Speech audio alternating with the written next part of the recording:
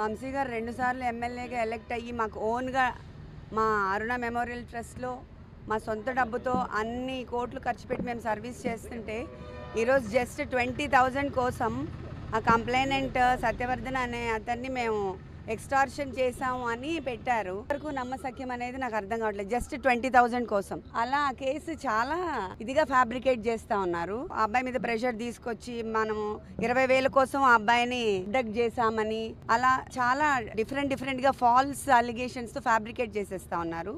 And physical threat ఉంది, అవన్నీ మనం చెప్పాము. ఇక్కడ వంశీ గారికి ఆ టెయిల్ బోన్ ఫ్రాక్చర్ ఉంది, అందరికీ తెలుసు. కొన్ని బ్రీదింగ్ ఇష్యూస్ అవన్నీ ఉన్నాయి.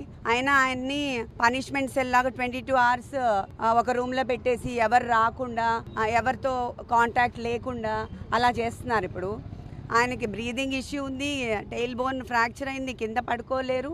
బట్ కావాలనే వాళ్ళు ఇట్లా పనిష్మెంట్ సెల్లో పెట్టి చాలా ఫిజికల్గా they are making him suffer అనమాట.